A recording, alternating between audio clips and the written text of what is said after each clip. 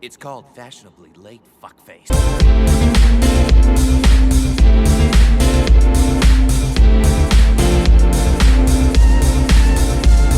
No More Heroes 2, DOS, the sequel.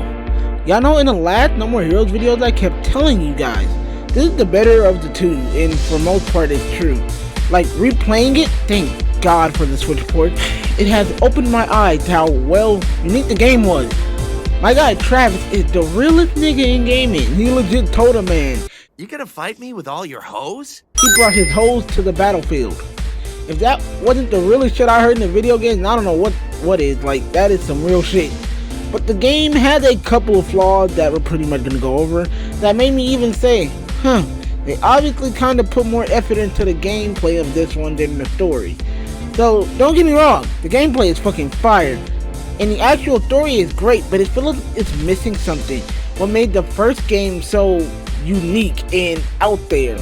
But, let's get into it. Let's talk about some of the gameplay, some of the good, the bad, and just overall some of the great things that make No More Heroes 2 a fucking masterpiece.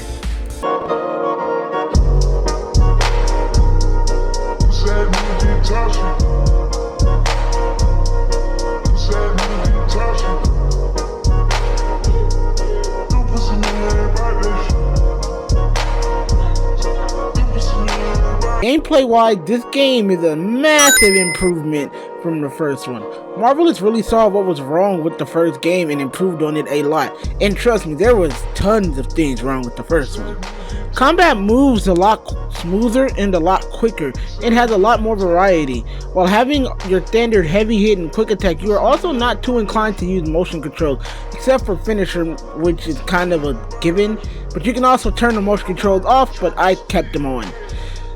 Motion controls are mainly used to increase damage dealt out to opponents and even, make more flashy moves. Also, now Travis can switch weapons on the fly. Like, in the middle of combat, he can switch from having a double sword to having a normal katana blade to having a heavy hitter. It really kind of lets you create combos and get better at the game. I really do like that because it does give a sense of, progression. But it can get into a double-edged sword because it can leave you open for attacks as well. Look, I'm giving you guys get it? Double-edged sword? Because you can use a double-edged. I'm giving you niggas gold, okay? Comedy gold here. Shit, you think I'm fucking Chris Brown and Thump the Yard. And yeah, I'm out here stealing jokes. A new feature is that you can play as two different characters for once. For story reasons, you play as Shinobu, Travis' unofficial apprentice, and the most pervy thing I've ever seen. Like, him and her have a really weird relationship. And Henry Touchdown, Travis' rival and twin brother, even though they look absolutely nothing alike. Shinobu you play as for 2 levels, which are interesting levels to say the least. Look, combat-wise, shit is extremely fun, but they added a jump button. Now you think that'd be good, but when you add a jump button, like The Last of Us 2, there's gonna be some platforming. And I'm sorry, dear God, I hate that. You know what? We'll sidetrack that game later. But yeah, that's a new thing. I mean, she would probably be a cheap-ass ninja if she didn't know how to jump though. Anyhow, she has a ninja projectile that allows her to send out a shockwave towards opponents and will also be used for puzzles. These aren't exactly the best moments in the game, but she actually has a really cool boss fight, and that's what kind of brings her up. And she can range from being cool to what the fuck at times with these boss fights. But the 2 bosses she faces are some rich old guy who I do not want to remember his name or look it up, and Cyborg Destroy Man, which are Cyborg Destroy Man sucked. That man, it was hard. They kind of cater to her playstyle because a lot of them can fly or they move around a lot, which I don't think Travis can actually counter those. But yeah. Then there's Henry, and this was the biggest disappointment in gaming history. Henry, dear Lord. The one level we played as Dollar General Virgil, he fights a little French anime girl. And dear God, analyzing his playstyle, he kinda sucks. It's like Travis, except he can shoot energy balls into the air. But, I mean, you can play as him in the boss rush mode. Oh, wait. No, you can only play as him in 2 levels. But, yeah. We don't even get to see him kill the other assassins to help Travis get up there, but, yeah. By the way, the level structure is extremely different in this game compared to the first one because some missions are actually handled off screen or you play the Shinobu to get it done. It's really weird ranking system. Oh, and the last thing as well, and this is a major positive, you don't need to collect money to do main story missions. All of them are really taken care of, meaning that the cool side jobs you can do is made to gain extra money to buy weapons, clothing, and even go to the gym to increase your stats. Those gym missions are really hard. Also, all of the actual side missions are a lot better than in the first game because they're played out like old arcade games or old Nintendo games. It's really much a tribute to the old style of 8-bit gaming that we used to have. There's a pizza level, a level where you're in space picking up trash, and all of it's really cool. Also, bonus fact, there's a secret boss and she's no joke. She's actually one of the coolest bosses and also one of the very few people that Travis had showed extreme amounts of mercy towards. But yeah, now the time to get to the weaker part of the game that a bunch of people might crucify me for, the story. Okay, controversial opinion, I fucking hate this game's story, but I also fucking love it. At the same time, yeah! I got a lot of criticisms for it. But like, dear lord, the assassins and villains that are in this game are fucking weak compared to the first one. At least with the first one, there was sort of a theme with the villain. Like, well, I guess you'd call them all villains, even Travis. But there was a theme with the assassins, you know what I mean? Like, certain characters actually still stay rent-free in my head. But the main villains in this game kinda suck. But the main characters shine, like the main people we're meant to follow, the main assassin that I guess you could call better assassin, they shine, and they shine so well in this story. And the story isn't a long story, they just make up for the time. Most especially Travis and Sylvie are some of the most developed and well-rounded characters in this game. And it makes sense.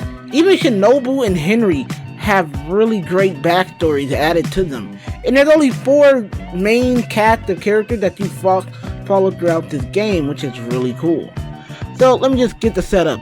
After the original Assassin Breaking game, or whatever they called it, Set and Destroy became obsessed with the assassins and killing. And it seemed like everyone wanted to be an assassin, everyone wanted to be in Katana, because Travis was the only person to actually get out of the Assassin's game, you know, alive and well, and was able to leave it behind. Travis, of course, gets back into the game after pretty much having to kill Helter Skelter's brother, the original assassin on number 11. He's back at it, but he's not number 1 anymore. And it's not to even be number 1. It's because his friend Bishop was murdered. You know, the guy in the first game that was like the video shop owner that would also bring back your bike. Dude was a cool dude. Was assassinated, and now Travis is on the war hunt for him. And to be honest, it makes sense. The only way you can go and kill the guy who assassinated your friend, go and find him, which is a guy named Bats Pizza. He's also Helter Skelter's brother too. They had a lot of people.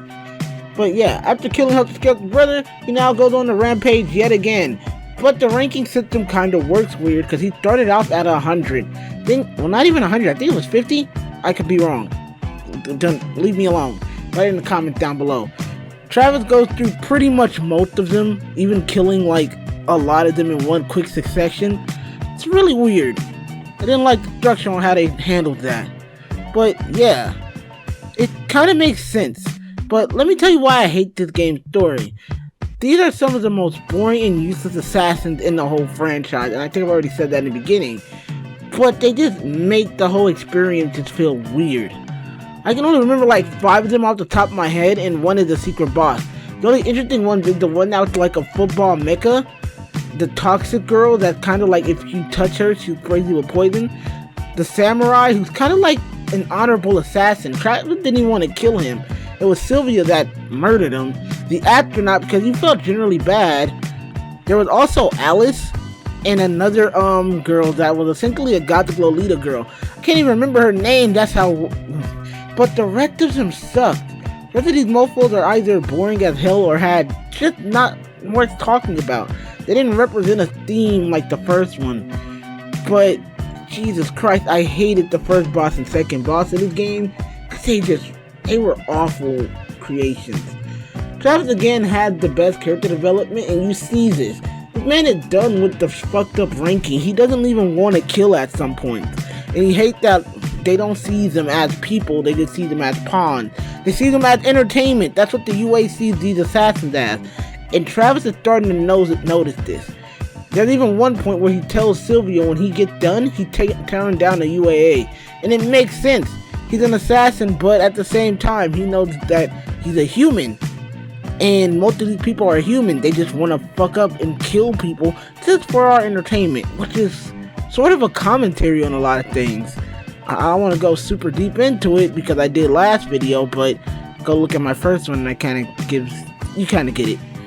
But yeah, it pisses him off. He doesn't even want to be a pawn in their sick game, and we see him become an actual relatable person.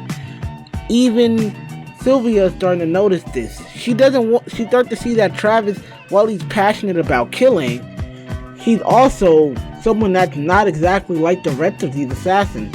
He's not an inherently terrible person. And the thing is, Sylvia herself starts to notice that she doesn't like this either. And what happened to her at the end of the game, and I'll explain a little bit about Travis Returns because I don't feel like playing through that game. But I do know the story pretty much by heart now. But yeah, these characters are development. Shinobu is also a character with a lot of development because she's grown up, and you see that. She idolizes Travis, and they become more of an assassin duo. Though he doesn't honestly have time to take in an apprentice. And Henry's just Henry. By the way, Henry and Sylvia got divorced, which is super fucking hilarious to me. I don't know why, I'm an asshole. Let's get to the next part of this video. This is an extremely well done game. Like, this game's amazing. The variety of combat and the great story, and there's so much to do. Now, the finale was, well, hit it or miss, mainly a miss because the final boss fucking sucked. But the whole way the story was told and structured was amazing.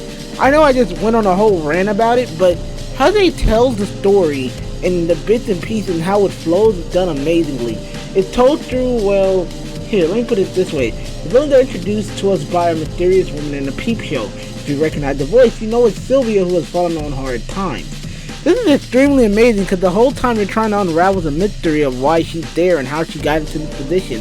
While it's never explained, at least not in this one, it's explained to No More Heroes, Travis Strikes Back. It makes a lot of sense and it puts you into this really cool position.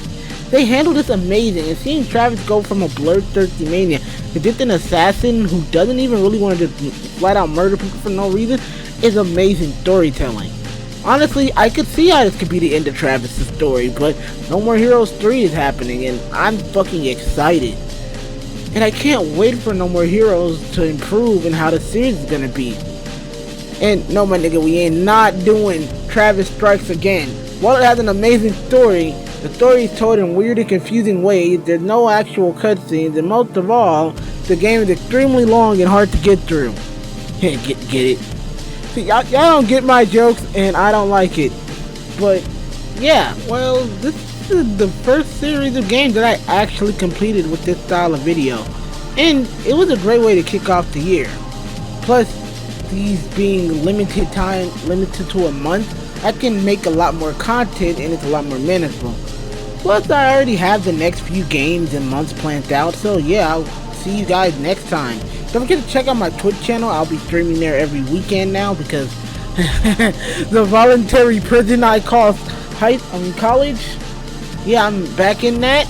Also, don't forget to follow me on Twitter if you just want memes and hear about life and when I can get videos done and all that, and any type of updates. And don't forget to follow me on Instagram. Check out the Patreon, though there's nothing going on with that, so don't mess with it. But go also join the Discord if you want to talk to me personally. Usually in there talking in general or during movie night. So yeah, see you guys next time.